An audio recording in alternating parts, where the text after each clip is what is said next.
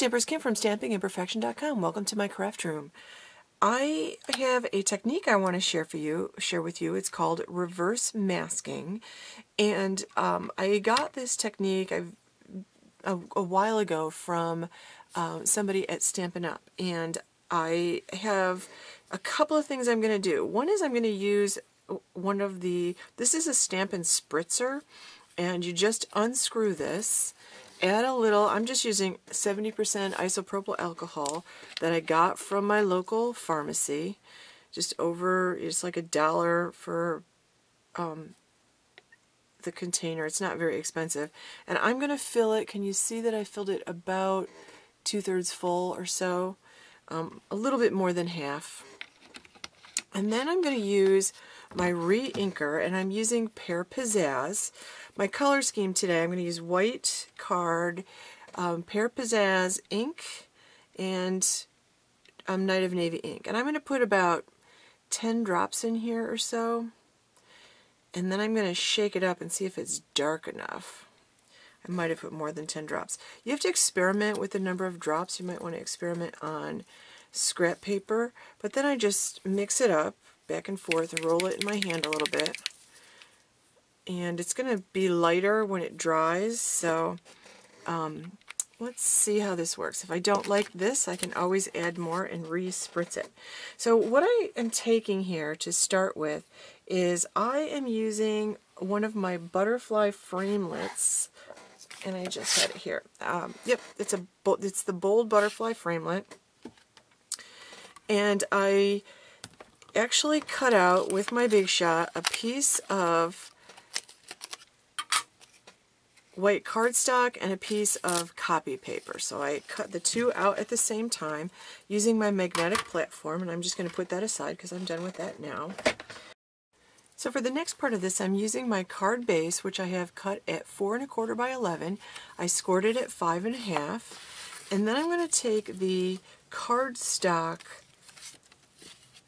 and I'm going to use it like a stencil, the cardstock mass, and I'm going to use it like a stencil. Now, since this is a big design, I am going to use my temporary adhesive, and I'm just going to go around the edge of this. Now, this is something that Stampin' Up! No longer sells this, and boy, I'll tell you, I would miss not having this on my craft desk for projects like this. So I'm just going to put this around the edges, because when I'm going to spritz this, and I don't want it to bleed under the mask.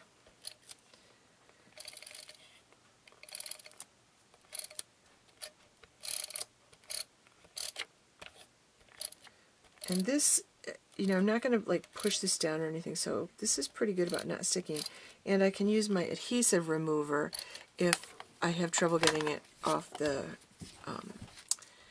my card base. So this is cut so it fits on my card base, and it was a scrap paper, so it didn't quite fit along the top.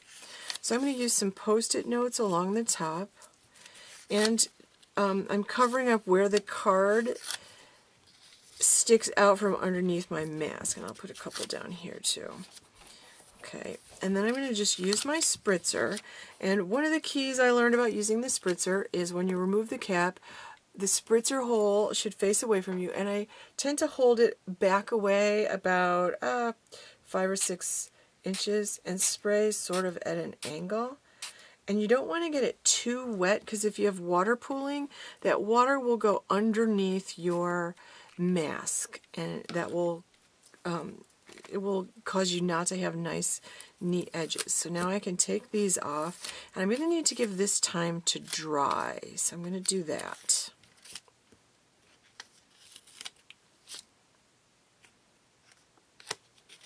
So just to show you, on one of my first attempts at this, I didn't use the temporary adhesive, and you can see that it did bleed under. I also got this one way too wet. I made this quite a while ago, and it's still wet. I spritzed way too much on.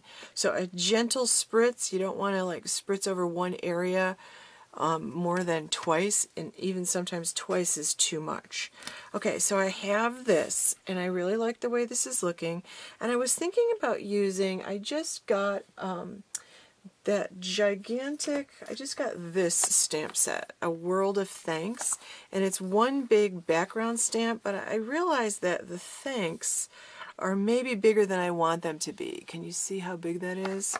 I just got it, I haven't even put it on the wood block yet, and I always get my background stamps as wood blocks because I can mount them permanently and they're always the same straight, you know, that I expect them to be. When I have to temporarily mount it, I don't always get it right. So what I decided was that I wanted to make my own background stamp. So I took the Endless Thanks stamp set and I took as many of these as I could fit on, and how I did this was I took my Bold Butterfly framelit or thinlit. I guess it's actually a framelit, right? Framelit? Yeah, it's a framelit die. And I put it down like this, and then I covered as much as I could with the small stamps. And I like the Endless Wishes. It's got a ton of different sentiments, and it's got a couple different fonts, so I really like that. And a couple different sizes of things. So I think one of the tricks with this technique is, for the second part of this, you want to use the copy paper version of this. And you're going to lay it down and line it up the best you can. So it goes exactly around your spritzed image. And then again with the Post-it notes, cover any parts of your cardstock, your card base, I mean. And this will really hold this in place. And I don't worry about the temporary adhesive so much with this one because this part doesn't seem to slide around as much. So then I'm going to take my Night of Navy, because I just love this Pear Pizzazz. The garden catalogs did this to me. All the garden catalogs have this Pear Pizzazz navy combination. And now I'm going to, pardon my head, I'm going to put this over the top. So I've created my own background. I've used a spritzer, and I'm showing you how to do a reverse mask. Because I'm not masking over an image, I'm using the other part of the cutout to actually create this. And you get something that looks like that. Isn't that fantastic? Now I also want to put a sentiment along the bottom, and I'm hoping this fits. So I'm going to do this. And again, I'm going to use Night of Navy. Just like that. Okay. And I'm going to use some of my Pear Pizzazz ribbon. I think I want to create a little bow. I'll use a glue dot or two. Oops. Ended up on my finger, not my bow. Okay, so I'll use a glue dot and put this down here, right up between the two. And my butterfly's a little crooked, but you can see this is a really pretty technique. You'll be more careful to get yours straighter than I got mine. And I really like rhinestones, so I want a little bling here. So I'm going to take one big rhinestone, one of the larger ones that I have left anyway. I'll put it down, and then I'm going to take, I don't know, 4 maybe of the little ones and put down as the body.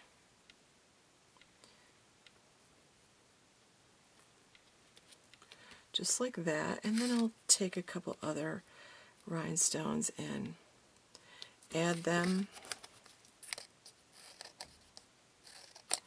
just to give it a little bit more interest. Whoops, I just lost one. There it is. Give it a little bit more interest, like that. And that completes my card.